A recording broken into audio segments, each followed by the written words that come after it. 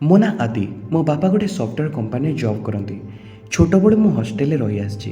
ମୋ ବୋଉ ଦେଖିବାକୁ ବହୁତ ସୁନ୍ଦର, ଗୋରା ରଙ୍ଗ, ଅଣ୍ଟା ପର୍ଯ୍ୟନ୍ତ ଲମ୍ବା ଚୁଟି, ହେଲ୍ଦି ଫିଗର, ସବୁବେଳେ ପୁରା ମେଣ୍ଟେନ୍ ରୁହେ। ମୋ ବୋଉର ଫିଗରକୁ ଦେଖି ଗେହିବା ପାଇଁ କାହାର ବି ଇଚ୍ଛା ହେବ। ଛୋଟବେଳେ ମୋ ବାପାଙ୍କ ଅଫିସ୍ ସାଙ୍ଗମାନେ ଯେବେ ଆମ ଘରକୁ ଆସନ୍ତି, ସମସ୍ତେ ମୋ ବୋଉ ସହ ଲାଗନ୍ତି। ବାପା ଏସବୁକୁ ସାଙ୍ଗସାଥି ଥଟ୍ଟାମଜା ଭାବି ନିଅନ୍ତି। ମୁଁ ବି ଛୋଟବେଳେ କେତେଥର ମୋ ବୋଉକୁ ବାପାଙ୍କ ସାଙ୍ଗମାନଙ୍କ ସହ ଚୁମାଚାଟି କରିବାର ଦେଖିଛି। ହେଲେ ସେତେବେଳେ ମୁଁ ତ 5-6 ବର୍ଷର ଛୋଟ ପିଲା ଥିଲି। ସତ କଥା କହିବାକୁ ଗଲେ ମୋ ବୋଉ ଏତେ ହଟ୍ ଆଉ ସେକ୍ସି ହେଲେ କ'ଣ ହେବ, ମୋ ବାପା ମୋ ବୋଉକୁ ଜମା ଠିକ୍ସେ ଟାଇମ୍ ଦେଇପାରନ୍ତିନି। ଏବେ ମୁଁ ବଡ଼ ହୋଇସାରିଛି, ବିଟେକ୍ ଲାଷ୍ଟ ଇୟର୍ରେ ପଢ଼ୁଛି। 2 ମାସ ଛୁଟିରେ ମୁଁ ଆମ ଘରକୁ ଆସିଥାଏ, ଆଉ ମୋ ବୋଉ ଆଗ ଅପେକ୍ଷା ଏବେ ଆହୁରି ଅଧିକା ହଟ୍ ଲାଗୁଥାଏ। ଫିଗର ପୁରା ମେଣ୍ଟେନ୍ କରିକି ରଖିଛି। ଦୁଧ ଆଉ ଗାଣ୍ଡିର ସାଇଜ୍ ଡେଫିନେଟଲି ଆଗ ଅପେକ୍ଷା ବଢ଼ିଥାଏ। ତେଣୁ ସେ ସୌନ୍ଦର୍ଯ୍ୟ କେବଳ ଆଣ୍ଟି ଲଭର ମାନେ ହିଁ ବୁଝିପାରିବେ। ଆମେ ସାଙ୍ଗମାନେ ଆଉ କାହାର ବୋଉ ବିଷୟରେ କଥାବାର୍ତ୍ତା ହେଉ, ହେଲେ ମୋ ବୋଉକୁ ଦେଖି ମୋତେ ଲାଗୁଥାଏ ଯଦି ମୋ ସାଙ୍ଗମାନେ ଆମ ଘରକୁ ଆସି ମୋ ବୋଉକୁ ଦେଖିବେ, ପଟେଇକି ନ କରିବା ଯାଏ ଛାଡ଼ିବେନି। ଆଉ ମୁଁ ବି କିଛି କମ୍ ନଥିଲି। ଜିମ୍ ଫିମ୍ ଯାଇ ବଡି ମେଣ୍ଟେନ୍ କରି ପୁରା ଗୋଟେ ଛୋଟ ଟୋକା ହେଇଥିଲି। ବାପା ମୋତେ ଆଣିବାକୁ ଯାଇଥିଲେ। ଯେବେ ମୁଁ ଘରେ ମୋ ଟ୍ରଲି ବ୍ୟାଗ୍ ଧରି ପହଞ୍ଚିଲି ଆଉ ମୋ ବୋଉ ମୋତେ ଦେଖିଲା, ବୋଉ ଖୁସିରେ ଆସି ମୋତେ କୁଣ୍ଢେଇ ପକାଇଲା। ବୋଉ ସିନା ମା ପୁଅ ସ୍ନେହରେ ମୋତେ କୁଣ୍ଢେଇ ଧରିଲା, ହେଲେ ହଷ୍ଟେଲରେ ରହି ମୁଁ ତ ପୁରା ରାଣ୍ଡୁଆ ହେଇଯାଇଥିଲି। ତେଣୁ ବୋଉ ମୋତେ କୁଣ୍ଢେଇ ଧରିଲା ବେଳେ ବୋଉର ଦୁଧ ମୋ ଦେହକୁ ସ୍ପର୍ଶ କଲା ବେଳକୁ ମୋର ଦେହରେ ଯେମିତି ଗୋଟେ କରେଣ୍ଟ ଖେଳିଗଲା ପରି ଲାଗିଲା। ଏପଟେ ବାପା ବି 1.5 ମାସ ହେଲାଣି ମୁମ୍ବାଇ ଟ୍ରିପ୍ରେ ଯାଇଥିଲେ, ଘରେ ନଥିଲେ। ତେଣୁ ମୋ ବୋଉ ଭଳି ସେକ୍ସି ମାଇକିନାଙ୍କର ଗିହାଁ ତ ଡେଲି ଦରକାର। ତେଣୁ ମୋ ବୋଉକୁ ଦେଖିଲେ ଗାଈ ଗରମ ହେଲେ ଯେମିତି ହୁଏ, ମୋ ବୋଉ ଖାଲି ଗିଆଁ ଖାଇବାକୁ ସେମିତି ହେଉଥାଏ। ସନ୍ଧ୍ୟାବେଳେ ମାମୁଁ ଘରୁ କଲ୍ ଆସିଲା। ମୋ ମାମୁଁ ଘର ଜେଜେ ମାନେ ବୋଉର ବାପାଙ୍କ ଦେହ ବହୁତ ସିରିୟସ୍। ବାପାଙ୍କର ତ ପ୍ରମୋସନ୍ ହେଇଯାଇଥିବାରୁ ଅଫିସରେ ବହୁତ କାମ ଅଧିକା ରହୁଥିଲା। କିଛି କାମ ପେଣ୍ଡିଂ ଥିବାରୁ ବାପା ନ ଆସି ମୋତେ ଆଉ ବୋଉକୁ ଯିବାକୁ କହିଲେ। ଆଉ ଯଦି କିଛି ଅଧିକା ଏମର୍ଜେନ୍ସି ପଡ଼େ ତାହେଲେ କଲ୍ କଲେ ସେ ଯାଇ ପହଞ୍ଚିବେ ବୋଲି କହିଲେ। ମୁଁ ତ କାର୍ ଡ୍ରାଇଭ୍ କରିବା ଜାଣିଥାଏ। ତାପରେ ବୋଉର ମୋର ଆମ କାର୍ ଆଣି ଭୁବନେଶ୍ୱରରୁ ସାଙ୍ଗେ ସାଙ୍ଗେ ଆମେ ମାମୁଁ ଘରକୁ ବାହାରିଲୁ। ମୁଁ କାର୍ ଡ୍ରାଇଭ୍ କରୁଥାଏ, ବୋଉ ଫ୍ରଣ୍ଟ ସାଇଡ୍ ସିଟ୍ରେ ବସିଥାଏ। ମଝିରେ ମଝିରେ ବୋଉ ତା ଆଖିରୁ ଲୁହ ପୋଛୁଥାଏ। ଏତିକି ଭିତରେ ରାତି 9ଟା ବେଳକୁ ଆମେ ମାମୁଁ ଘରେ ପହଞ୍ଚିଲୁ। ମାମୁଁ ଘରେ କେହି ବି ନଥିଲେ, ସମସ୍ତେ ମେଡ଼ିକାଲରେ ଥିଲେ। ଘର ଚାବି ମାମୁଁ କଲ୍ କରିବାରୁ ପଡ଼ିଶା ଘର ଜଣେ ଲୋକ ଆଣିଦେଲେ। ତାପରେ ମାମୁଁ କହିଲେ ବାପା ଏବେ ଆଇସିୟୁରେ ଅଛନ୍ତି, ତମେ ଆସିଲେ ବି ତ ଦେଖିପାରିବନି, ତମେ ଏତେ ଦୂରରୁ ଆସିଛ, ଟିକେ ରେଷ୍ଟ ନେଇଯାଅ, ସକାଳକୁ ଆସିବ। ଏତେବେଳକୁ ଅଲରେଡ଼ି ରାତି 9ଟା 30 ହେଇଯାଇଥାଏ। ତାପରେ ବୋଉର ମୋର ଯାଇ ଫ୍ରେଶ୍ ହେଲୁ। ଖାଇବାକୁ ତ ଇଚ୍ଛା ନଥାଏ, ଫିର୍ ବି ପଡ଼ିଶା ଘର ବୋଉର ଜଣେ ଖୁଡ଼ି ଆସି ବାଧ୍ୟ କରିବାରୁ ଆମେ ତାଙ୍କ ଘରକୁ ଯାଇ ଖାଇକି ଆସିଲୁ। ମାଇଁ ଗଲାବେଳକୁ ସବୁ ରୁମ୍ ଗୁଡ଼ା ଲକ୍ କରିଦେଇଥାନ୍ତି। କେବଳ ଗୋଟିଏ ବେଡ଼ରୁମ୍ ଖୋଲା ଥାଏ। ସେଠି ଗୋଟେ ସିଙ୍ଗଲ ବେଡ୍ ଆଉ ଗଦି ତକିଆ ପଡ଼ିଥାଏ। ବୋଉ ମୋତେ କହିଲା ଆଦି ଆଉ ତ ଜାଗା ନାହିଁ, ଏଇଠି ଶୋଇପଡ଼ିବା। ତା ଛଡ଼ା କିଛି ଘଣ୍ଟାର ତ କଥା, ମୁଁ ଖାଲି ଟିକେ ଗଡ଼ପଡ଼ ହେବି, ମୋତେ ନିଦ ବି ଜମା ଲାଗୁନି। ମୁଁ ତାପରେ ସିଧା ଯାଇ ବେଡ୍ ଉପରେ ଶୋଇପଡ଼ିଲି। ବୋଉ ତାପରେ କବାଟ ଦେଇ ରୁମ୍ର ଲାଇଟ୍ ଅଫ୍ କରି ମୋ ପାଖକୁ ଶୋଇବାକୁ ଆସିଲା। ରୁମ୍ ଅନ୍ଧାର ହେଲେ ବି ସୁଇଚ୍ ବୋର୍ଡ଼ରେ ଜଳୁଥିବା ଲାଇଟ୍ରେ ଘର ପୁରା ସ୍ପଷ୍ଟ ଦେଖାଯାଉଥାଏ। ନିଦ ତ ହେଉନଥାଏ, ଆମେ କେବଳ ଏପଟ ସେପଟ କଡ଼ ଲେଉଟାଉଥାଉ। ଆଉ ଯେହେତୁ ସିଙ୍ଗଲ ବେଡ୍, ବୋଉ ଦେହରେ ମୋ ଦେହ ପୁରା ଘଷି ହେଇକି ରହୁଥାଏ। ଯେହେତୁ ମୁଁ ଗୋଟେ ଯବାନ ଟୋକା, ବୋଉ ଦେହରେ ମୋ ଦେହ ଏମିତି ଘଷି ହେଲା ବେଳକୁ ମୋର ବାଣ୍ଡ ବି ଧୀରେ ଧୀରେ ଟିଙ୍ଗୁଥାଏ। ଆଉ ବୋଉକୁ ବି ତ ସେମିତି ନିଶ୍ଚିନ୍ତ କିଛି ଫିଲ୍ ହେଉଥିବ, କାରଣ ବୋଉ ହେଲେ ବି ଯେବେ ଗୋଟେ ସ୍ତ୍ରୀ ଲୋକ ଏମିତି ଛଡ଼ ଟୋକା ପାଖରେ ଶୋଇବ, ଦେହରେ ଦେହ ବାଜି ବଡ଼ି ତ ଗରମ ହେବ। ଆଉ ଏପଟେ 1.5 ମାସ ହେଲାଣି ଯେହେତୁ ବାପା ଘରେ ନଥିଲେ, ବୋଉ ଗିଆଁ ବି ଖାଇନଥିଲା। ତେଣୁ ମୋ ପାଇଁ ବିଲେଇ କପାଳକୁ ଶିକା ଛିଡ଼ିଲା ପରି କଥା ଥିଲା। ତାପରେ ବୋଉ ମୋତେ କହିଲା ସବୁକିଛି ଠିକ୍ ହେଇଯିବ ନା। ମୁଁ ବୋଉକୁ ବୁଝାଇବା ପାଇଁ କହିଲି ଆରେ ସବୁକିଛି ଠିକ୍ ହେଇଯିବ, କାଲି ସକାଳ ଆମେ ମେଡ଼ିକାଲ ଯିବା, ଜେଜେବାପା ଭଲ ହେଇଯିବେ। ବୟସ ହେଲାଣି, ତେଣୁ କ'ଣ ଟିକେ ହେଲେ ସିରିୟସ୍ ହେଇଯାଇଛି। ବେଶୀ କିଛି ସିରିୟସ୍ ହେଇଥିଲେ ମାମୁଁ କ'ଣ ଆମକୁ ଏଇଠି ରେଷ୍ଟ ନେବାକୁ କହିଥାନ୍ତେ। ବୋଉ କହିଲା ହଁ, ତା ଛଡ଼ା ବୟସ ବି ହେଲାଣି, ତ କ'ଣ ଆଉ କରିହେବ। ମୁଁ କହିଲି ତୁ ଜମା ବ୍ୟସ୍ତ ହନା, ଦେଖିବୁ ସେ କାଲି ଭଲ ହେଇକି ଏଇଠି ଆସି ଆମ ସାଙ୍ଗରେ କଥା ହେବେ। ବୋଉ ତାପରେ ଟିକେ ରିଲାକ୍ସ ହେଇ ମୋ ଉପରେ ହାତ ପକାଇ ମୋତେ କୁଣ୍ଢେଇ ଧରି ଶୋଇଲା। ମାନେ ବୋଉ ଆଉ ମୁଁ ଆମେ ଦୁହେଁ ଦୁହିଁଙ୍କ ଆଡ଼କୁ ମୁହଁ କରି କଡ଼ମାଡ଼ି ଶୋଇଥାଉ, ଆଉ ବୋଉ ମୋତେ କୁଣ୍ଢେଇ ଧରିଥାଏ। ବୋଉର ଦୁଧ ମୋ ଛାତିରେ ଚାପି ହେଇଥାଏ। ହଠାତ୍ ମୋ ଦେହରେ ଯେମିତି କରେଣ୍ଟ ଖେଳିଗଲା ପରି ଲାଗିଲା। ମୁଁ ବି ତାପରେ ବୋଉ ଉପରକୁ ହାତ ପକାଇ ତାକୁ କୁଣ୍ଢେଇ ଧରି ଶୋଇଲି। ବୋଉର ନିଶ୍ୱାସ ମୋ ଦେହରେ ଆଉ ମୋର ନିଶ୍ୱାସ ବୋଉ ଦେହରେ ବାଜୁଥାଏ, ଆଉ ଆମ ବଡ଼ି ଧୀରେ ଧୀରେ ଗରମ ହେଉଥାଏ। ମୁଁ ବୋଉକୁ ସାନ୍ତ୍ୱନା ଦେବା ବାହାନାରେ ବୋଉ ପିଠିକୁ ଟିକେ ଆଉଁଶୁଥାଏ। ତାପରେ ଧୀରେ ଧୀରେ ମୁଁ ବୋଉ ବେକ ଆଉ କାନକୁ ବି ଆଉଁସିବା ଷ୍ଟାର୍ଟ କଲି, ଯାହାଦ୍ୱାରା କି ବୋଉ ଆଉ ଟିକେ ଗରମ ହେଲା। तापर बो तार गोटे गोड़ को उठे मो पकेला आउ पुणी मते कुंडे धरी शोला आउ कहला मते एमती शोवा बढ़िया लगे। मु कहली मते भी एतिकी कही हसिकी मुझे साहस कर बो मुंड को गोटे गेल करदेली। बो तापर टिके हसिकी ऊपर को शोला आ मोर मुह सामना को बो मुह आसला। बो तो अलरेडी धीरे धीरे पूरा गरम होता है तेणु कामनार निआरे बो ता निजक संभाली नपारी बो मो ओठ को गोटे चुमा देला। मु भी तापरे मो ओठ को नहीं बो ओठरे भुरैली। तापरे बो ता जीभ को मो जीभरे छंदी मो ओठ को चुमा देवाक लगिला। किछि समय एमती चुमा देवा परे बो ओठर मो ओठ बाहर कली। घर भितर जमती गोटे पूरा स्तब्ध हो जाए आमे केही काहाको किछि न कही चुप थाऊ। तापरे मो साहस करी ब्लाउज ऊपर बो दूध को आस्ते आस्ते चिपिबाक लगिली। बो भी किछि न कही आखि बंद करी मते कुंडेई धरला। तापरे मो बोर ब्लाउजर तलपटू दुटा बटन खोली बो ब्लाउज भितर हाथ पुरैली। बो दूध पूरा गरम ही फुलिकी थाए। प्रथम थर पर को स्त्री लोकर लंगला दूध को मो हाथ धरी चिपु थाए। बो भी एबे पूरा गरम हो जाए। बो मते कामुक्त भाव में कहला आदि तू पूरा बड़ पिला हो गलु ना। मु कहली हाँ सेते बड़ हो गलिनी तोर जो खुशीर आवश्यकता अच्छी ताको मु देई परिबे। एति कही मु मोर गंजी और पैंट बदलवाक लगिली। बो भी तार लुगा और ब्लाउज को खोली तल को फोपाड़ देला। तापर आमे पुणी कुंडाकुंडी हो ओठरे ओठ पर चुमा दिया दी हेलु। बोर लंगड़ा देह मो छाती घसी होताए। किछि समय पर मुझे तल को खसी बोर गोटे दूध को पाटे पर चुचुमिली आउ आरपटे दूधटी को हाथ में धरी भुंडी सह चिपिबाक लगिली। बोर दुटा दूध को एपट सेपट कर चुचुमी सारिबा परे मो बोर साइया डोर को खोली साइया को तल को खसेली। बो ता गोड़ को चापी गांडी को टिके उठेकी रखिला मते जेमिति साइया को खोली खसेबाक सहज हेबो। बो एबे पूरा लंगड़ा होइकी थाए। एपटे मोर बांड पूरा टिंगेकी छिड़ा होई थाए। बो मो बांड को ता हाथ धरी कहला बापरे एते बड़ मते लागुनी माको सहजरे नहीं पारिबे। मु तापरे बो बिया को हाथ धरी घसीबाक लगिली आउ आस्ते आस्ते बो बिया को आंगुठी मेलेबाक लगिली। बो भी तार गोड़ को मिलेला। तापरे मो तल को जाई बो बियारे मो जीभ पुरी बो बिया को चुचुमी चाटिबाक लगिली। बो तार हाथ में मो मुंड को ता बियारे चापी रखी थाए। किछि समय समिति बो बिया को चुचुमी चाटी सारिबा परे मु बो बियारे मो मुंह को काढ़िली। बो चित होई सोई थाए। मु तापरे बो ऊपर को चढ़ेली। बो बिया ऊपर मो बांड थाए। मु बो दूध को गोटे चुमा देली। तापरे बो ता बिया गात मुहरे मो बांड को नहीं रखिला। मोर जीभ बो बिया को पूरा नाड़ुआ कर देइथिला तेणु बो बियारे मो बांड पशिबार बेसी कष्ट करबा को पड़िलानी। टिके अवश्य टाइट थाए किंतु बो बियारे मो बांड आराम आराम से पशु थाए या बाहर थाए। बो दूध भुंडी को मु चाटी चाटी बो दूध को दली दली बो बियारे मो गेउ थाए। बो भी जमती बहुत दिन गियणा भोकरे थिला परी मते चापुड़ी धरी ता ओठ को ता दांतरे चापी गांडी को उठे उठे मोटो गिया खाउथाए। गिया गई निशारे आमे माँ पुओ सबू संपर्क सब किछि भूली जाइथाउ। बो मते अनै थाए आ मो बो को अनै ता दूध को दली दली खटरे पकई गिउ थाए। बो को देखि लागुथाए सते जेपरि से बहुत दिन गिया खाइबार भोकरे अछि। स्त्री लोक मैंने भी सबकि भूली एमती वेदंग बड़े गिया खाती। प्रथम थर पर एक मो बो को देखी भावुए और मो बो सतकता ऊपर एत संस्कारी ही भीतर एत बड़ वेदी एक मुझे भी भावी नी। तापर मो बो को कुंडे धरी ता ओठरे मो ओठ पुरी दूध को दली दली बियारे जोर जोर कात मारी गेई चलली। बो भी मते कुंडे धरी आखि को बंद कर गिया खाऊए।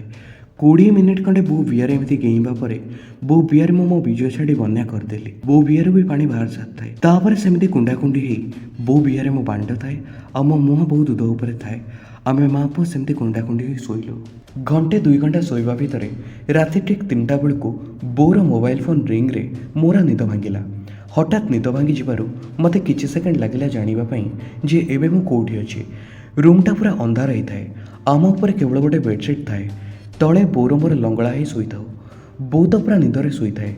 मो फोन देखला बेलू मामू फोन करछंती। तापरे रूम रो मो बाहर को आसी कॉल रिसीव कली। मामू पचारे अरे आदि तो बो कौन करछि। मु कहली बो एबे आधा घंटा खंडे बस शोइछि। बहुत टेंशन थिला आउ टायर्ड भी हो जाइतिला। मु एठी बाहर सोफारे शोइछि से रूम रे शोइछि। मामू को मु मिछ कहली। तापरे मामू कहले हौ बो को एबे उठेई दे बापा चली गले। आमे सब सारिकी जाई पहुँचुछु। तमे आ अजथा कहीं आसब एमती तो माई हरिका ये कांदुंट सी पुणी अधिका प्रोब्लेम हे बो काले अधिका कंडाकटा कर आम 2 घंटा भितर जाई पहुँचुचु। एति कही मामू कॉल काटिले। तापरे मु रूम को गली। बो लंगड़ा ही केवल बेडसीटा ऊपर घोड़ी शोई थाए। मो बो को आस्ते आस्ते हल्लैकी डाकिली। बो निदरू उठिला और कहला केतेटा टाइम होइछि एबे भी तो अंधार अछि एते बड़ कहीं उठौछु। एमिति लागुतिला बो एते निदरे थिला जे जेमिति काली रात आम भितर कौन होइतिला बोर किछि मने नाही। बो उठिके बसिला। मु तो सेमते लंगड़ा ही बो सामने छिड़ा ही थाए। बोर राति कथा मने पड़े जिबारु बो बेडसीट को टाणी नहीं ता दूध को घोड़े देला। ମୁଁ ତାପରେ ବୋଉକୁ କହିଲି ଜେଜେବାପା ଆଉ ନାହାନ୍ତି, ମାମୁଁ ଏବେ କଲ୍ କରିଥିଲେ, କହିଲେ ସେ ଡେଡ୍ ବଡ଼ି ଆଣିକି ଆସୁଛନ୍ତି, 2 ଘଣ୍ଟା ଖଣ୍ଡେ ଲାଗିବ, ଆଉ ଆମେ ଆଉ ମେଡ଼ିକାଲ ଯିବାନି, ଏଇଠି ଥିବା, ସେ ଡାଇରେକ୍ଟ ଆସିବେ। ବୋଉର ଆଖିରୁ ଧାର ଧାର ହେଇ ଲୁହ ଗୁଡ଼ା ବୋହି ଆସିଲା। ବୋଉ ଖଟରେ ପଡ଼ି ତକିଆକୁ ଧରି କାନ୍ଦିବାକୁ ଲାଗିଲା। ମୁଁ କ'ଣ କରିବି କିଛି ଜାଣିପାରୁନଥାଏ। ବୋଉ ତ ପୁରା ଲଙ୍ଗଳା ହେଇକି ଥିଲା। ମାମୁଁ ହରିକା ଆସିବା ପୂର୍ବରୁ ଆମକୁ ଡ୍ରେସ୍ ପତ୍ର ସବୁ ପିନ୍ଧିବାର ଥିଲା। ମୁଁ କହିଲି ବୋଉ, ସେମାନେ 2 ଘଣ୍ଟା ଭିତରେ ଆସି ପହଞ୍ଚିବେ, ତା ପୂର୍ବରୁ ତୁ ଶାଢ଼ୀପଟା ପିନ୍ଧ, ମୁହଁ ଧୁଅ, ମୁଁ ଚାହା କରୁଛି। ବୋଉ ତାପରେ ତା ଲୁହ ପୋଛି ଉଠିଲା ଆଉ କହିଲା ବାପାଙ୍କୁ ଫୋନ୍ କରି କହ ସେ ବାହାରିକି ଆସନ୍ତୁ। ବୋଉକୁ ଦେଖି ଲାଗୁଥିଲା ଯେମିତି ବୋଉ ନିଜକୁ ସମ୍ଭାଳିବାର ହାଲତରେ ଅଛି। ତାପରେ ବୋଉ ମୋତେ କହିଲା ଏବେ ଟାଇମ୍ କେତେ? ମୁଁ କହିଲି 3ଟା 50 ହେଇଛି। ସେମାନେ ସବୁ କାଗଜପତ୍ର ସବୁ ଫର୍ମାଲିଟି ସାରିକି ଆସିଲା ବେଳକୁ 6ଟା, ଆଉ ଏଠି ଆସି ପହଞ୍ଚିଲା ବେଳକୁ 7ଟା ଖଣ୍ଡେ ହେଇଯିବ। ବୋଉ କହିଲା ତୁ ବାପାଙ୍କୁ ଫୋନ୍ କରି କହିଲୁଣି? ମୁଁ କହିଲି ହଁ ଏବେ କରୁଛି। ବୋଉ କହିଲା ତାଙ୍କୁ କ'ଣ 9ଟା ପୂର୍ବରୁ ଆସି ପହଞ୍ଚିବେ। ମୁଁ ତାପରେ ବାପାଙ୍କୁ ଫୋନ୍ କରି ସେଇ କଥା କହିଲି। ବାପା କହିଲେ ବୋଉ କାଳେ ଅଧିକା କନ୍ଦାକଟା କରିବ, ତାକୁ ଟିକେ ଦେଖୁଥିବୁ, ମୁଁ ଟିକେ ଭୋର ହେଲେ ବାହାରୁଛି। ମୁଁ କହିଲି ହଉ। ତାପରେ ମୁଁ ରୁମ୍ ଭିତରକୁ ଗଲି। ବୋଉ ଖଟରେ ବସିଥାଏ। ବୋଉ ତାପରେ ମୋ ବାଣ୍ଡକୁ ତା ହାତରେ ଧରି ଆସ୍ତେ ଆସ୍ତେ ମକଚିଲା। ବୋଉ ହାତ ସ୍ପର୍ଶ ବାଜିବା ମାତ୍ରେ ମୋ ବାଣ୍ଡ ବି ପୁରା ଛିଡ଼ା ହେବାକୁ ଲାଗିଲା। ବୋଉ ତାପରେ କହିଲା ସେମାନେ ଆସି ପହଞ୍ଚିଲା ବେଳକୁ ଆହୁରି 2 ଘଣ୍ଟା, ଆଉ ତୋ ବାପା ଆସି ପହଞ୍ଚିଲା ବେଳକୁ ବି ଆହୁରି 6 ଘଣ୍ଟା। ଏବେ ବି ବହୁତ ଟାଇମ୍ ଅଛି, ଚାଲ ସେମାନେ ଆସିବା ପୂର୍ବରୁ ଆଉ 2ଟା ରାଉଣ୍ଡ ସାରିଦେବା। ମାନେ ମୋ ବୋଉ ମୋତେ ତାକୁ ଗେଇବାକୁ କହୁଥିଲା। ମାନେ ମୁଁ ଭାବୁଥାଏ ମୋ ବୋଉ କେତେ ବଡ଼ ବେଧ। ବାପା ମରିଛି ହେଲେ ଝିଅ ଏଠି ଗିଆଁ ଖାଇବାକୁ ସଲୁଛି। ଯଦି ତାର ଇଚ୍ଛା ହେଉଛି ତାହେଲେ ବେଦକୁ ବେଦ ଭଳିଆ ଗେଇଲେ ବା ଅସୁବିଧା କ'ଣ? ତାପରେ ବୋଉ ଖଟ ଉପରେ ଗୋଡ଼କୁ ମେଲେଇକି ଶୋଇଲା। ତାପରେ ବୋଉ ଉପରକୁ ମୁଁ ଶୋଇ ବୋଉ ଓଠରେ ମୋ ଓଠ ପୁରେଇ ଚୁଚୁମିବା ଷ୍ଟାର୍ଟ କଲି।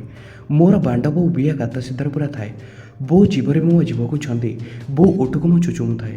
ଜଷ୍ଟ ମୁଁ ବୋଉ ବିଆରେ ମୋ ବାଣ୍ଡକୁ ପୁରେଇଲା ବେଳକୁ ବୋଉ ମୋ ମୁହଁକୁ ଠେଲି ତା ଜଙ୍ଘ ମଝି ମାନେ ତା ବିଆ ପାଖକୁ ନେଇଗଲା। ମାନେ ମୋ ବୋଉ ମୋତେ ତା ବିଆ ଚଟେଇବାକୁ ଚାହୁଁଥିଲା। ତାପରେ ମୁଁ ବୋଉ ବିଆକୁ ଆଙ୍ଗୁଠିରେ ମେଲା କଲି। ବୋଉ ତାପରେ ମୋ ମୁହଁକୁ ତା ବିଆରେ ଚାପି ଧରିଲା। ମୁଁ କିଛି ସମୟ ବୋଉ ବିଆକୁ ଚାଟିଛି ତ ଏପଟେ ଜେଜେବାପା ମରିଯାଇଛନ୍ତି, ଆଉ ଏସବୁ କରିବାକୁ ମୋତେ ଟିକେ ଠିକ୍ ଲାଗିଲାନି। ମୁଁ ବୋଉକୁ କହିଲି ଥାଉ, କାଳେ ସେମାନେ ଆସି ପହଞ୍ଚିଯିବେ, ଆମେ ପଛରେ କରିବା। ବୋଉ ଟିକେ ଚିଡ଼ିକି କହିଲା ସେମାନେ ସବୁ ପ୍ରୋସିଜର ସାରିକି ଆସି ପହଞ୍ଚିଲା ବେଳକୁ 8ଟା ହେବ। ଯିଏ ଚାଲିଗଲା ଆମେ ଯଦି ଏସବୁ ନ କରିବା କ'ଣ ଫେରିଆସିବ? ନା ଆଉ କିଏ କିଛି ଆଗକୁ ମଜାମସ୍ତି କରିବେନି? ଏମିତି ସୁଯୋଗ ଆଉ କେବେ ମିଳିବନି। ମୁଁ କହିଲି ଏମିତି ହେଲେ ତୁ କାଳେ ପ୍ରେଗନେଣ୍ଟ ହେଇଯିବୁ। ବୋଉ ଆଉ ଟିକେ ଚିଡ଼ିକି କହିଲା ଆରେ ତୋ ବାପା ଆସିଲା ପରେ ସବୁ ପୋଡ଼ାପୋଡ଼ି ସରିଲା ପରେ ମୁଁ କ'ଣ ତାଙ୍କ ସାଙ୍ଗରେ କରିବିନି? ଯଦି ପ୍ରେଗନେଣ୍ଟ ହେଲି ତାହେଲେ ତାଙ୍କ ବିଜୟରେ ହେଇଛି ବୋଲି କହିବି। ତୁ ଚିନ୍ତା କରନା, ଜଲ୍ଦି କର, ସେମାନେ ଆସି ପହଞ୍ଚିବା ପୂର୍ବରୁ ଆଟଲିଷ୍ଟ 3 ରାଉଣ୍ଡ ଯେମିତି କରିବା। ତାପରେ ମୁଁ ଆଉ ଡେରି ନ କରି ବୋଉ ଜଙ୍ଘକୁ ମେଲେଇ ତା ବିଆକୁ ଚୁଚୁମି ଚାଟିବାକୁ ଲାଗିଲି। ତାପରେ ବୋଉ ମୋତେ ତା ଉପରକୁ ଟାଣି ନେଲା ଆଉ ମୋ ଓଠରେ ତା ଓଠ ପୁରେଇ ଚୁମା ଦେବାକୁ ଲାଗିଲା। ତାପରେ ବୋଉ ମୋତେ ଶୁଆଇ ଦେଇ ମୋ ଦେହ ସାରା ଚୁମା ଦେବାକୁ ଲାଗିଲା। ମୋ ଛାତିଠୁ ବାଣ୍ଡ ପର୍ଯ୍ୟନ୍ତ ବୋଉ ତା ଜିଭରେ ଚାଟି ଚାଟି ଚୁମା ଦେଲା। ଜଷ୍ଟ ମୋ ବାଣ୍ଡ ଅଗରେ ବୋଉ ତା ଜିଭ ରଖିଛି ତ ଏତିକି ବେଳେ ବାପା ଫୋନ୍ କରିବାରୁ ଫୋନ୍ ରିଙ୍ଗ ହେଲା। ମୁଁ ତାପରେ କଲ୍ ରିସିଭ୍ କଲି। ବୋଉ କିଛି ନ ଭାବି ମୋ ବାଣ୍ଡ ମୁଣ୍ଡି ଚାରିପଟେ ତା ଜିଭ ବୁଲେଇ ବୁଲେଇ ମୋ ବାଣ୍ଡକୁ ଚାଟୁଥାଏ। ବାପା ପଚାରିଲେ ବୋଉ କ'ଣ କରୁଛି? ମୁଁ ମିଛରେ କହିଲି ବୋଉ ଏଇଠି ଷ୍ଟାଚୁ ଉପରେ ବସି କାନ୍ଦୁଛି। ବାପା କହିଲେ ତାକୁ ଟିକେ ଫୋନ୍ ଦେଲୁ, ମୁଁ କଥା ହେଉଛି। ମୁଁ ତାପରେ ବୋଉକୁ ଫୋନ୍ ବଢ଼େଇଲି। ମୁଁ ଲଙ୍ଗଳା ହେଇ ଚିତ୍ ହୋଇ ଶୋଇଥାଏ। ବୋଉ ମୋ ବାଣ୍ଡକୁ ତା ପାଟିରେ ପୁରେଇ ଚୁଚୁମୁଥାଏ। ବୋଉ ତାପରେ କଥା ହେବନି ବୋଲି ମୁଣ୍ଡ ହଲେଇ ମନା କଲା। ମୁଁ ବାପାଙ୍କୁ କହିଲି ସେ ଏବେ କଥା ହେବା ହାଲତରେ ନାହିଁ। ବାପା କହିଲେ ହଉ ଠିକ୍ ଅଛି, ମୁଁ ଏବେ ବାହାରିଲି, ଯାଇ ପହଞ୍ଚିବି। ମୁଁ କହିଲି ହଉ। ତାପରେ ବୋଉ ମୋ ହାତରୁ ଫୋନ୍ଟା ଛଡ଼େଇ ନେଇ କାଟିଦେଲା। ତାପରେ ବୋଉ ମୋ ଉପରକୁ ଚଢ଼ି ମୋ ଓଠକୁ ଚୁମା ଦେଇ ମୋ ଉପରେ ବସିଲା ଆଉ ତା ବିଆରେ ମୋ ବାଣ୍ଡକୁ ପୁରେଇ ଆସ୍ତେ ଆସ୍ତେ ପେଲା ମାରିବାକୁ ଲାଗିଲା। ମୁଁ ଲଙ୍ଗଳା ହେଇ ଚିତ୍ ହୋଇ ଶୋଇଥାଏ। ବୋଉ ମୋ ଉପରେ ବସି ଗାଣ୍ଡିକୁ ଉଠେଇ ପକେଇ ଘିଆଁ ଖାଉଥାଏ। ମୁଁ ବି ମୋ ଗାଣ୍ଡିକୁ ଉଠେଇ ଉଠେଇ ବୋଉ ଦୁଧକୁ ହାତରେ ଦଳି ଦଳି ବୋଉକୁ ଘେଉଥାଏ। କିଛି ସମୟ ବୋଉ ଏମିତି ମୋ ଉପରେ ଡେଇଁ ଡେଇଁ ଘିଆଁ ଖାଇ ହାଲିଆ ହେଇଯିବାରୁ ବୋଉ ତଳେ ଶୋଇଲା। ମୁଁ ତାପରେ ବୋଉ କୋଡ଼ରେ ଶୋଇ ତା ଫୁଲିକି ଛିଡ଼ା ହେଇଥିବା ଦୁଧକୁ ଚିପି ବୋଉ କାନ ଓ ବେକକୁ ଜିଭରେ ଚାଟି ବୋଉ ଓଠରେ ମୁଁ ମୋ ଓଠ ପୁରେଇ ଚୁମା ଦେବାକୁ ଲାଗିଲି। ବୋଉ ଦୁଧ ଗଣ୍ଡି ଚାରିପଟେ ମୋ ଜିଭକୁ ବୁଲେଇ ବୁଲେଇ ଆସ୍ତେ ଆସ୍ତେ ବୋଉ ଦୁଧକୁ ଚୁଚୁମି ଚିପିଲି ଆଉ ତାପରେ ଫାଇନାଲ ରାଉଣ୍ଡ ପାଇଁ ରେଡ଼ି ହେଲି। ବୋଉ ଗାଣ୍ଡି ତଳେ ଗୋଟେ ତକିଆ ଦେଲି। ତାପରେ ବୋଉ ଉପରେ ଶୋଇ ତା ବିଆରେ ବାଣ୍ଡ ପୁରେଇ ବୋଉ ଦୁଧକୁ ଦଳି ଏଥର ବୋଉ ବିଆରେ ଜୋର ଜୋରେ ଗେଇଁବା ଷ୍ଟାର୍ଟ କଲି। ବୋଉ ମୋତେ କୁଣ୍ଡେଇ ଧରି ତଳେ ଶୋଇଥାଏ, ହେଲେ ମୁଁ ବୋଉ ବିଆରେ କୁଟି କୁଟି ଗେଉଁଥାଏ। କିଛି ସମୟ ବୋଉ ଦୁଧକୁ ଏମିତି ଦଳି ଦଳି ବୋଉ ବିଆରେ ଗେଇଁବା ପରେ ମୋର ଗରମ ବୀଜ ସବୁ ବୋଉ ବିଆରେ ବୋହିଗଲା। ତାପରେ ବୋଉ ବିଆରୁ ବି ଥପ୍ ଥପ୍ ହେଇ ପାଣି ସବୁ ବାହାରିଲା। ତାପରେ ବୋଉ ଟିକେ ଶାନ୍ତ ହେଲା। ତାପରେ ବୋଉର ମୋର ସେମିତି କୁଣ୍ଡାକୁଣ୍ଡି ହେଇ ଶୋଇଲୁ। ସକାଳ ଠିକ୍ 6ଟା ବେଳକୁ ମାମୁଁଙ୍କ କଲ୍ ଆସିଲା। ମାମୁଁ କହିଲେ ଆମେ ଆଉ ଅଧଘଣ୍ଟା ଭିତରେ ଯାଇ ପହଞ୍ଚୁଛୁ, ଗେଟ୍ଟା ତାଲା ଫିଟେଇ ଦେଇଥା। ମୁଁ ତାପରେ ବୋଉକୁ ଉଠେଇଲି, ମୋ ଡ୍ରେସ୍ ପିନ୍ଧିଲି। ବୋଉ ବାଥରୁମ୍କୁ ଯାଇ ତା'ର ଶାଢ଼ୀ ସାୟା ବ୍ଲାଉଜ୍ ପିନ୍ଧିଲା। ଯେବେ ଜେଜେବାପାଙ୍କ ଡେଡ଼୍ ବଡ଼ି ଆସି ମାମୁଁ ଘରେ ପହଞ୍ଚିଲା, ସମସ୍ତେ କାନ୍ଦକଟାରେ ଲାଗି ପଡ଼ିଲେ। ପୁରା ଶୋକର ପରିବେଶ ଥାଏ। ଏହାପରେ ବାପା ଆସି 9ଟା ବେଳକୁ ପହଞ୍ଚିବା ପରେ ଜେଜେବାପାଙ୍କୁ ପୋଡ଼ିବାକୁ ନେଇକି ଗଲେ। ଏମିତି ଭାବରେ ସୁଧିଘରର ସବୁ କାମ ଚାଲିଥାଏ। ତା ଭିତରେ ଦୁଃଖରେ ବୋଉର ଏସବୁରେ ମନ ନଥାଏ। ସୁଧିଘର 11 ଦିନ ରାତିରେ ବୋଉ ବାପାଙ୍କ ସହ ଗିଆଙ୍ଗି ହେଲା। ତା ପରଦିନ ବାରପତ୍ର ସରି ଆମେ ଘରକୁ ପଳାଇ ଆସିଲୁ। ବୋଉ ମୋ ବିଜୟରେ ତ ଆଗରୁ ପ୍ରେଗନେଣ୍ଟ ହେଇଥିଲା, କିନ୍ତୁ ବାପାଙ୍କ ସହ ଗିଆଙ୍ଗି ହେଇଥିବାରୁ ବାପାଙ୍କୁ ଲାଗିଲା ବୋଉ ତାଙ୍କ ପାଇଁ ପ୍ରେଗନେଣ୍ଟ ହେଇଛି।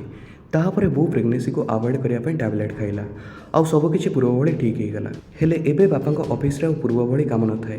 ବାପା ପ୍ରାୟ ଟାଇମ୍ ଘରେ ରହୁଥାନ୍ତି, ଆଉ ବୋଉକୁ ପ୍ରାୟ ଟାଇମ୍ ଦେଉଥାନ୍ତି। ତେଣୁ ବୋଉ ମୋ ପାଖକୁ ଆଉ ଜମା ଆସୁନଥାଏ। ଦିନେ ବାପା ବଜାର ଆଡ଼େ ଯାଇଥାନ୍ତି। ବୋଉ ରୋଷେଇ ଘରେ ଛିଡ଼ା ହେଇ ଚା କରୁଥାଏ। ମୁଁ ପଛପଟୁ ଯାଇ ବୋଉକୁ କୁଣ୍ଡେଇ ଧରିଲି। ବୋଉ ହଠାତ୍ ଚମକି ପଡ଼ିଲା, ଆଉ ତାପରେ ମୋ ହାତକୁ ଛଡ଼େଇକି ମୋତେ କହିଲା, ଦେଖ ସେତେବେଳେ ଯାହା ହେଇଗଲା ହେଇଗଲା, ଏବେ ଏସବୁ ମୋତେ ଠିକ୍ ଲାଗୁନି। ମୁଁ ଚାହୁଁନି ଗୋଟେ ମା ପୁଅ ସମ୍ପର୍କକୁ ଏମିତି ଆଗକୁ ବଢ଼ାଇବା ପାଇଁ। ହେଲେ ମୁଁ ତ ପୁରା ହିଟ୍ ହେଇକି ଥିଲି। ମୁଁ ବୋଉକୁ ଜବରଦସ୍ତି କୁଣ୍ଡେଇକି କିସ୍ କରିବା ପାଇଁ ଚେଷ୍ଟା କରିବାରୁ ବୋଉ ମୋ ଗାଲକୁ ଗୋଟେ ଜୋରେ ଚାପଟା ମାରିଲା। ମୋତେ ବୋଉ ଜୋରେ କାଟିଲା। ବୋଉ ତାପରେ ତା ରୁମ୍କୁ ଗଲା ଭାରି। ମୁଁ ତାପରେ ରାଗିକି ଘରୁ ପଳାଇ ଆସିଲି। ତାପରେ ବୋଉ ସହ ମୁଁ ଆଉ ପାଟି ଫିଟୁ ନଥାଏ। କଥାବାର୍ତ୍ତା ଆମର କିଛି ନଥାଏ। ବାପା ବି ତାଙ୍କର ନର୍ମାଲି ଅଫିସକୁ ଗଲେ। ବୋଉ ମା ହିସାବରେ ମୋ ପାଖକୁ ଆସିବାକୁ ଚେଷ୍ଟା କରୁଥିଲେ ମଧ୍ୟ ମୁଁ ତା'ଠାରୁ ଦୂରେଇ ରହୁଥାଏ। ଏମିତି ଭାବରେ କିଛି ଦିନ ଚାଲିଲା। ଦିନେ ସନ୍ଧ୍ୟା 7ଟା ହେଲାଣି, କିନ୍ତୁ ବାପା ଅଫିସରୁ ଫେରି ନଥିଲେ। ହଠାତ୍ ବୋଉର ଫୋନ୍ ରିଙ୍ଗ୍ ହେଲା। ବୋଉ କଲ୍ ରିସିଭ୍ କରିବାରୁ ବାପାଙ୍କର ଅଫିସର ଜଣେ ସାଙ୍ଗ ଫୋନ୍ କରିଥିଲା। ସେ କହିଲେ ବାପାଙ୍କର ହାର୍ଟ ଆଟାକ୍ ହେଇଛି, ଏବେ ସେ ତାଙ୍କୁ ଗୋଟେ ପ୍ରାଇଭେଟ୍ ହସ୍ପିଟାଲରେ ନେଇ ଆଡ଼ମିଟ୍ କରାଇ ଦେଇଛନ୍ତି। ବାପା ଏବେ ଆଇସିୟୁରେ ଅଛନ୍ତି। ପରଦିନ ଅପରେସନ୍ ହେବ। ଏବେ ତାଙ୍କର ବ୍ଲଡ଼ ପ୍ରେସର ଆଉ ସୁଗାର ଲେବୁଲ୍ ବହୁତ ହାଇ ଅଛି। ଟିକେ ନର୍ମାଲ ହେଲା ପରେ ଡକ୍ଟର ପରଦିନକୁ ଅପରେସନ୍ କରିବେ। ତାପରେ ବୋଉକୁ କହିଲେ ଆପଣ ପୁଅ ସହ ଏଇଠି ହସ୍ପିଟାଲକୁ ପଳାଇ ଆସନ୍ତୁ। ଆପଣଙ୍କୁ 3-4 ଦିନ ତ ଏଇଠି ରହିବାକୁ ପଡ଼ିବ, ତେଣୁ ସେହି ହିସାବରେ ଡ୍ରେସ୍ ପତ୍ର ଆଣିକି ଆସିବେ। ଏଇ କଥା ଶୁଣି ବୋଉ ସୋଫା ଉପରେ ବସି କାନ୍ଦିବାକୁ ଲାଗିଲା। ମୁଁ ତାପରେ ବୋଉକୁ ସାନ୍ତ୍ୱନା ଦେବା ପାଇଁ ବୋଉ ପାଖକୁ ଗଲି। ବୋଉ ମୋତେ ଧରିକି କାନ୍ଦିଲା। ମୁଁ ବୋଉକୁ କହିଲି ସବୁକିଛି ଠିକ୍ ହେଇଯିବ, ତୁ ଜମା ବ୍ୟସ୍ତ ହନା। ବୋଉ କାନ୍ଦିକି କହିଲା ସେ ଠିକ୍ ହେଇଯିବେ ନା ଆଦି। ମୁଁ କହିଲି ତୁ ଜମା ବ୍ୟସ୍ତ ହନା, ବାପା 15 ଦିନ ଭିତରେ ଘରକୁ ଫେରିବେ। ତାପରେ ଆମେ ଆମର ଡ୍ରେସ୍ ପତ୍ର ପ୍ୟାକ୍ କରି ହସ୍ପିଟାଲକୁ ବାହାରିଲୁ। ଏହାପରେ ମୁଁ କେମିତି ସେଠିକାର ସିଚୁଏସନର ଫାଇଦା ଉଠାଇ ସେହି ହସ୍ପିଟାଲରେ ବୋଉକୁ ଷ୍ଟ୍ରେଚର ଉପରେ ପକାଇକି ରାଣ୍ଡିକ ଭଳି କେହିଲି, ଆଉ ବୋଉ ମୋତେ ମାରିଥିବା ସେ ଜାବଡ଼ାର ପ୍ରତିଶୋଧ ନେଲି, ତାହା ଆପଣଙ୍କୁ ମୁଁ ନେକ୍ସଟ ପାର୍ଟରେ କହିବି। ଏଇଠି ଶେଷ ହେଇଛି କାହାଣୀର ପାର୍ଟ 1। ଏହି କାହାଣୀର ଟୋଟାଲ୍ 3ଟି ପାର୍ଟ। ପାର୍ଟ 2 ପାର୍ଟ 3 ୟୁଟ୍ୟୁବରେ ଆଉ ଆସିବ ନାହିଁ। ଏହା କେବଳ ଆପଣ ଆମ ଟେଲିଗ୍ରାମ ଚ୍ୟାନେଲରେ ପାଇପାରିବେ। କେବଳ ଏତିକି ନୁହେଁ, ଆଜି ପର୍ଯ୍ୟନ୍ତ ଯେଉଁ ସବୁ କାହାଣୀ ଆସିଛି, ଯେଉଁ ସବୁ କାହାଣୀର ଆପଣ ବାକିତକ ପାର୍ଟସ୍ ଦେଖିନାହାନ୍ତି, ସେସବୁ କାହାଣୀର ବାକିତକ ପାର୍ଟସ୍ ଆପଣ ଆମ ଟେଲିଗ୍ରାମ ଚ୍ୟାନେଲରେ ପାଇପାରିବେ। ଯଦି ଆପଣ ଆମ ଟେଲିଗ୍ରାମ ଚ୍ୟାନେଲ ଜଏନ୍ କରିନାହାନ୍ତି, ତେବେ ତଳେ କମେଣ୍ଟ ସେକ୍ସନରେ ପିନ୍ କରାଯାଇଥିବା ଲିଙ୍କ ଉପରେ କ୍ଲିକ୍ କରନ୍ତୁ। ଆପଣ ଡାଇରେକ୍ଟଲି ଯାଇକି ଆମ ଟେଲିଗ୍ରାମ ଚ୍ୟାନେଲରେ ପହଞ୍ଚିଯିବେ। ଯଦି ଆପଣଙ୍କର ଟେଲିଗ୍ରାମ ନାହିଁ କିମ୍ବା ଆପଣ ଟେଲିଗ୍ରାମ ବିଷୟରେ ଜାଣିନାହାନ୍ତି, ତେବେ ମୁଁ କହି ରଖୁଛି ଟେଲିଗ୍ରାମ ହ୍ୱାଟ୍ସଆପ୍ ଭଳି ଗୋଟେ ବହୁତ ହି ସେଫ୍ ଆପ୍। ହ୍ୱାଟ୍ସଆପ୍ରେ ଜଣଙ୍କର ଫୋନ୍ ନମ୍ବର ଶୋ କରେ, କିନ୍ତୁ ଟେଲିଗ୍ରାମରେ ଜଣେ ନିଜର ଫୋନ୍ ନମ୍ବରକୁ ହାଇଡ଼୍ କରିପାରେ। ତେଣୁ ଯଦି ଆପଣଙ୍କର ଟେଲିଗ୍ରାମ ନାହିଁ, ତେବେ ପ୍ଲେ ଷ୍ଟୋରରୁ ଡାଉନଲୋଡ୍ କରନ୍ତୁ। ଲଗ୍ଇନ୍ କରିସାରି ଆମ ଏହି କମେଣ୍ଟ ସେକ୍ସନରେ ପିନ୍ କରାଯାଇଥିବା ଲିଙ୍କ ଉପରେ କ୍ଲିକ୍ କରନ୍ତୁ। ଆପଣ ଡାଇରେକ୍ଟଲି ଯାଇକି ଆମ ଟେଲିଗ୍ରାମ ଚ୍ୟାନେଲରେ ପହଞ୍ଚିଯିବେ।